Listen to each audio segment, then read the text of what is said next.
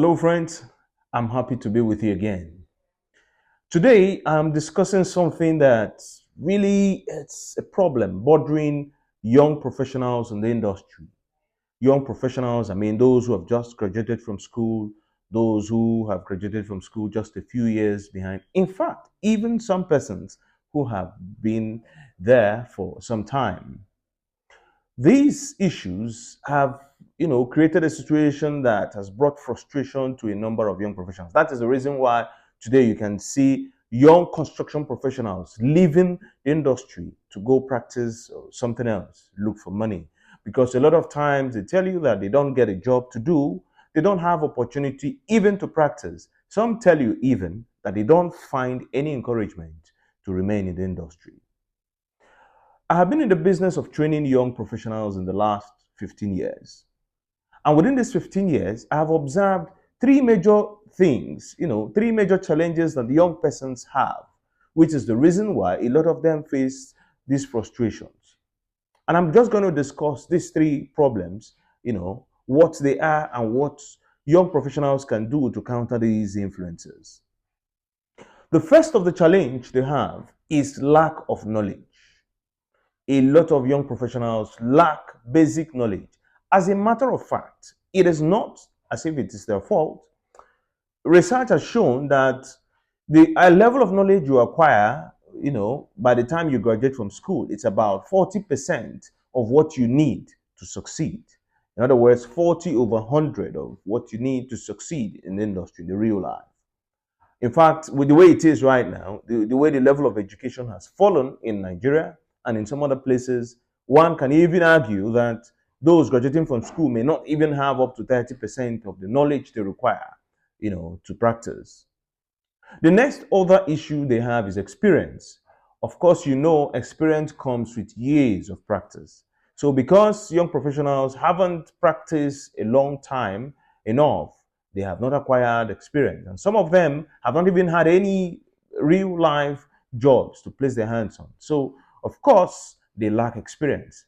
And value is the extent of what you can give. And you can't give much if you lack experience.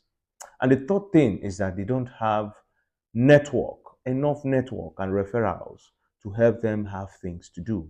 So these are the three major reasons I have found out in my 15 years of training young persons, which is the reason why a lot of them do not have jobs to do in the industry and why they have fallen off and gotten into something else to do. Now, I would want to look at these three major issues and what you can do as a young professional to counter these negative influences. Now, the first issue we talked about is lack of knowledge. Obviously, you can't have all the knowledge you need by the time you're graduating from school or just a few years after school. So the meaning is that by the time you are graduating from school, you have not gotten all you need to succeed in terms of knowledge. So you don't begin to look at yourself as someone who has arrived in terms of it. Even if you made a first class in school, you have not acquired all you need to know to succeed. That means you need to get engaged into more learning. So as you're graduating from school, the best thing to do will be to look for areas of interest within the industry where you can further your learning. It is when you have done that, you will acquire enough energy to sustain you in practice. Now, that is the reason why some persons during service, their national youth service, get involved into certain courses, right? And during youth service, some professional bodies, some organizations offer discounted rates to corpers to take up some courses. It is at this time that you are just graduating from school that is the best time for you to look for specialized areas in your field of practice to acquire more knowledge. Some persons do the international project management, the local one. Some persons get involved in some other kinds of certification. As soon as you're graduating from school, that is the first thing you're supposed to do so that your knowledge base can be robust enough for practice. Because when you get into practice, which is the second issue, when you get into practice, you will only need practice, do things that you have knowledge on. If you don't have a knowledge, you can't practice what you don't know. And so that is the reason why you need to gather enough knowledge so that by the time it is time for you to practice, you will have, a large base of knowledge that you will need to practice on. The next thing that you are to do to solve the next problem, which is the issue of experience, is to submit yourself to a mentorship program. I am I am a product of a mentorship program, and I benefited from it whole soul. And that is the reason why I will recommend it any day to anyone. What is a mentorship program? It's a program that affords you an opportunity to work and train under someone who you admire professionally or who you respect professionally. You are to learn from this person. You submit yourself to such a person. Now, the reason why you need to do this is because you don't have experience by the time you've graduated. You need to learn on the job. And it is somebody who is going to teach you on the job. So you need to go under somebody to learn. This is not a time to begin to look for who pays you billions of naira, millions of naira as a mentee. No, this is the time for you to bend your head down to learn. Whatever it is you are offered as money at this time, you take. Your major, desire, your look up, your goal is to learn as much as you can afford to learn. When you are under a mentorship program, be greedy about it. Be greedy about acquiring knowledge. Acquire every form of knowledge that you find available to you. Sometimes you may not need to stay so long a time under one mentor because, if you do not have anything new to learn from, a particular office or someone, there is nothing bad in moving to somebody else to learn from the person. Because when you have acquired enough experience, that is when you look at yourself and you're confident that you can afford to offer value to those who are your clients. When you don't have experience, you can't offer any value to anybody. And people pay for value. People don't just pay because they like your face, you're working. People pay because you are offering a value. And the only way you can begin to offer value is when you are under someone and you are learning under this person. You're learning wholeheartedly, not putting your mind on money, not putting your mind on any gain, but just to learn and acquire knowledge that can help you. Because this knowledge you acquire is what is going to carry you the rest of your life as a professional. But again, there is a warning to this. The person you train under, the person who is your mentor, influences your outlook towards your profession. If you go under mentorship under someone who has a negative or downtrodden view of the practice he has, it's going to affect you. So it is better you look for someone who is successful in the industry, someone who knows what he's doing and who has opportunities of practice.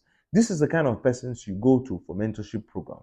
These persons will help to uplift your spirit with regards, because a lot of times I have seen young persons after training under some persons, they say, no, from what I have seen, I can't continue. There's nothing there to do. Who you train under matters so much. Look for someone who has a positive spirit with regards to your practice and train under such persons.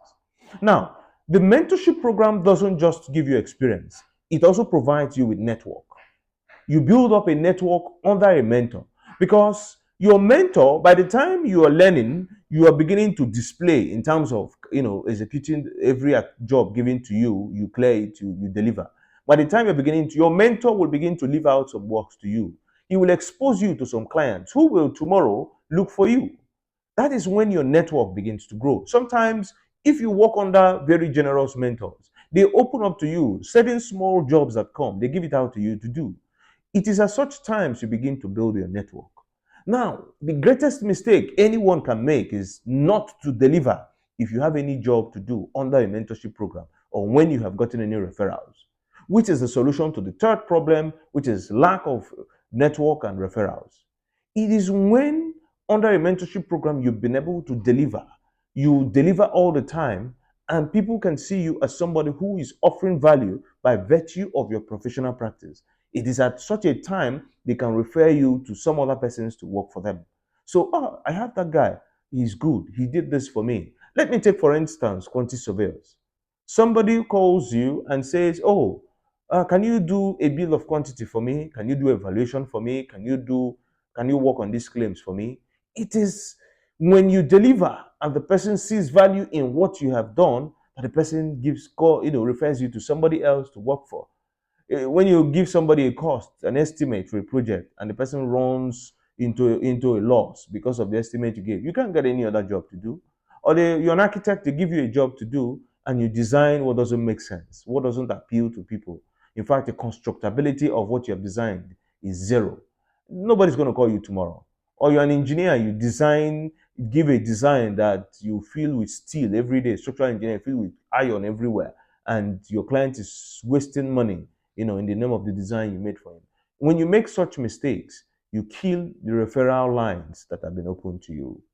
So today, I have discussed three basic things you can do to be able to succeed and flow in the industry.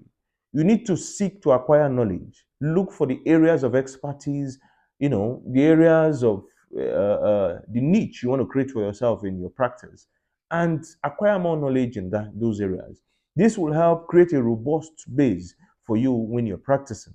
And then, if you submit yourself to a mentorship program, it opens a wave of experience for you. You will have opportunities to practice, make mistakes, and learn, and expand and grow, progress in your practice. And then, the mentorship program exposes you to, referrals, exposes you to networks that you can use.